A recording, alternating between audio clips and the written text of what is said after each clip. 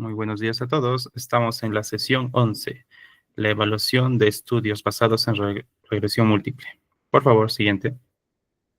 En este tema vamos a tratar 4 puntos importantes. Por favor, siguiente. La validez interna y la validez externa. Tenemos una perspectiva más amplia de las regresiones ahora con los anteriores temas explicados, pero existe una manera sistemática para evaluar estos estudios econométricos, saber si eso tiene validez interna y validez externa. Por ejemplo, la validez interna explica que el análisis estadístico tiene una validez interna justamente si las inferencias estadísticas acerca de los efectos causales son válidas para la población que está siendo estudiada. Ahora, la validez externa, por el otro lado, también se basa en este análisis estadístico sobre las inferencias y las conclusiones que pueden ser generalizadas a partir de la población y el escenario estudiado, pero para otras poblaciones o entornos. Por favor, siguiente.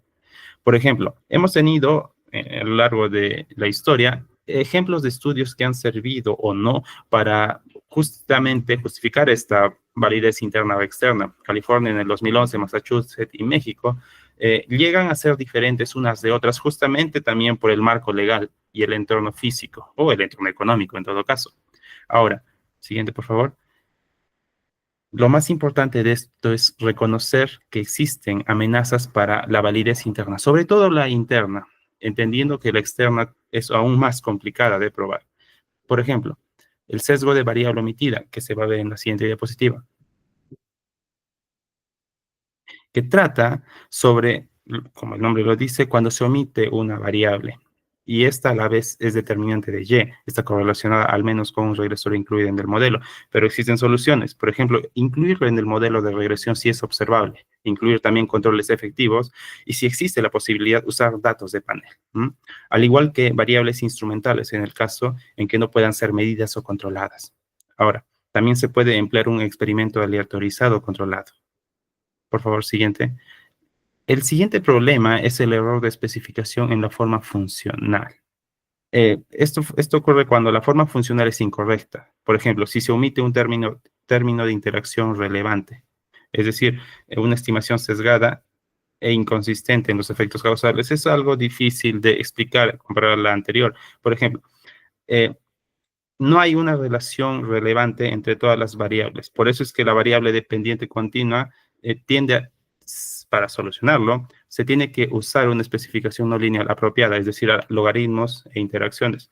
Ahora, si la variable dependiente es discreta, se usa normalmente el provido, el logit. Por favor, siguiente. Luego tenemos el sesgo de errores de medida. Hasta el momento hemos asumido que todas las variables observables entre X y Y están medidas sin error. Pero, ¿qué pasaría si justamente este error está en la medida? En realidad, los datos económicos tienden a menudo errores de medida. Por ejemplo, los tipográficos al introducir datos, errores de encuesta, responder una encuesta, preguntas ambiguas en la encuesta, preguntas o respuestas, perdón, intencionalmente falsas, como ocurre cuando una persona sucede al mentir. Normalmente este tipo de errores en la variable dependiente es menos problemático. Por favor, la siguiente. Pero matemáticamente esto se puede explicar. En las diapositivas vemos, por favor, siguiente, vas pasando un poco más rápido, es que es una gran explicación matemática, pero por el tiempo quizás no nos alcance a terminar. Nos llegan a dar la solución. Un poco más adelante, por favor. Sigue. Sigue. Uno antes, por favor. Y es que las soluciones están en obtener mejor estos datos. Es fácil decirlo, es ser más riguroso a la hora de extraer los datos. Otra manera es desarrollar un modelo más específico para el proceso de generar el error de medida. Esto solo es posible con un conocimiento profundo de la naturaleza del error. Por ejemplo, se chequea una submuestra de datos, de los datos usando el historial administrativo y se analizan y modelizan las discrepancias. O también se puede usar la regresión múltiple. No te preocupes. Ahora tenemos los datos perdidos y selección muestral. A menudo hay datos perdidos, eso se sabe. Cuando, por ejemplo, estamos usando datos de forma aleatoria. Estos datos perdidos También pueden ocurrir cuando se selecciona más X de las que debería. Los datos perdidos de tercer tipo es cuando el proceso de selección basado en parte del valor es de X, perdón, de Y. Ahora, por favor, la siguiente. Tenemos casos, por ejemplo, el de una muestra aleatoria de 100 trabajadores en los que se recogen los datos en hojas de respuestas. También se pueden perder cuando la ficha o el instrumento donde se realiza el recojo de información se pierde. Por favor, siguiente. Un poco más. También en la medida de los estudiantes. Son ejemplos prácticos, pero que se explicarían en un futuro video probablemente.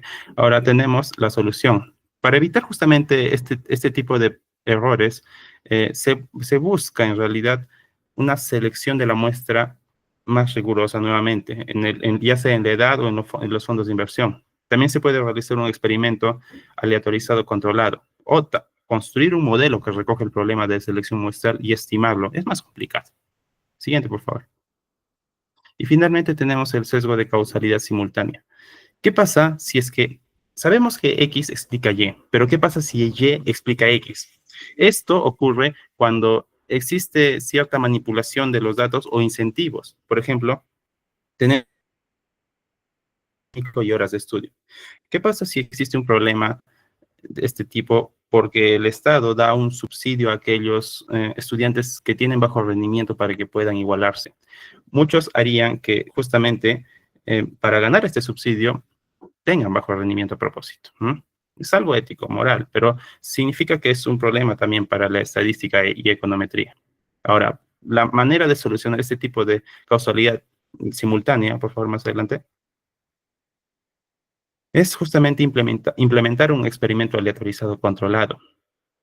Dado que X es elegido de forma aleatoria por el investigador, no hay feedback de la variable dependiente a X. Otro también sería desarrollar y estimar un modelo completo que capte dos direcciones de la causalidad. Esta es la idea esta es la idea tras muchos modelos macroeconómicos amplios. Ejemplos como la Reserva Federal en Estados Unidos. Y finalmente está usar una regresión de variables instrumentales para estimar el efecto causal de interés, efecto de X sobre Y, ignorando el efecto de Y sobre X, es decir, tomar solo una parte del camino. Ahora pasemos al siguiente tema. Ya, ahora vamos a ver la validez interna y externa en la predicción. Tengamos en cuenta que la predicción y la estimación en efectos causales son objetivos totalmente diferentes.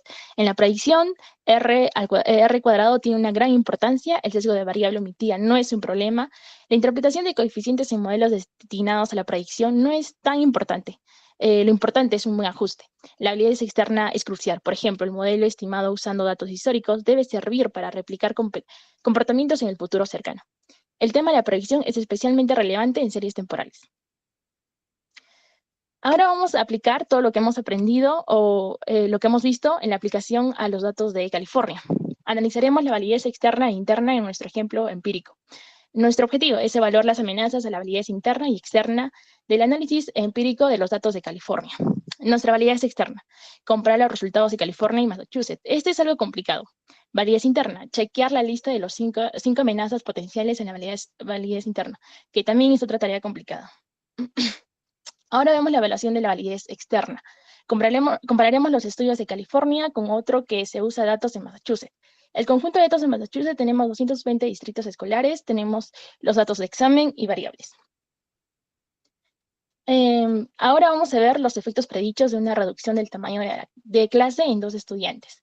Aquí vemos la regresión múltiple que tenemos efecto estimado que es 1,28, error estándar 0,54 y el intervalo de confianza está entre 0,22 y 2,34. Resumen del análisis para Massachusetts. El coeficiente estimado de REM cae de menos 1,72 a menos 0,69, cuando se incluyen las variables de control que captan características de los estudiantes y de los distritos. Probablemente el valor estimado original sufría sesgos de variable omitida. El efecto del tamaño de las clases es estadísticamente significativa al 1%, después de controlar para características de los estudiantes y distritos. No hay evidencia estadística clara de no linealidad y no hay evidencia estadística en interacción de REM y PESTEL. Ahora vamos a ver la comparación de efectos estimados de reducción de tamaño de clase para California y Massachusetts. Tenemos que los efectos del tamaño de clase caen en ambos estados cuando se añade variables de control que captan características de los estudiantes y distritos. Este efecto es estadísticamente significativo en ambos estados. El efecto estimado de una reducción de 2 estudiantes en REM es similar en ambos estados. En ningún estado hay evidencia de interacción. Algo de evidencia de no linealidad en REM para California, pero no para Massachusetts. Ahora, tenemos que los factores causales, ¿qué factores causales faltan por incluir? Tenemos las características de los estudiantes, acceso de oportunidades, medidas de calidad como la calidad de profesores en el distrito. La regresión intenta controlar por estos factores omitidos usando variables de control que no son necesariamente causales, pero que están correladas con las variables omitidas, como los factores demográficos en el distrito y el porcentaje de estudiantes con inglés como segunda lengua. Ahora vamos a ver qué son si son las variables de control eficientes, es decir, después de incluir las variables de control, está el error no correlado con REM. Responder a esta cuestión no es tan sencillo. Hay cierta evidencia que las variables de control están haciendo su trabajo. Por ejemplo, el coeficiente de REM no cambia demasiado cuando la especificación de las variables de control cambia. Los resultados para California y para Massachusetts son similares. Si queda sesgo de variable omitida, ese sesgo sería similar a los dos conjuntos de datos. Ahora, forma funcional equivocada. Hemos usado varias formas funcionales diferentes en ambos conjuntos de datos. Los efectos no lineales parecen modestos. De forma plausible, esto no parece una amenaza muy relevante. Otra pregunta que nos hacemos es sesgo por error en las variables. Los datos son de tipo administrativo, así que es improbable que haya errores tipográficos. El REM es una medida global para el distrito. Podría ser que los estudiantes que hacen el examen no hayan experimentado el valor REM para su distrito. Se trata de un error de medida compleja.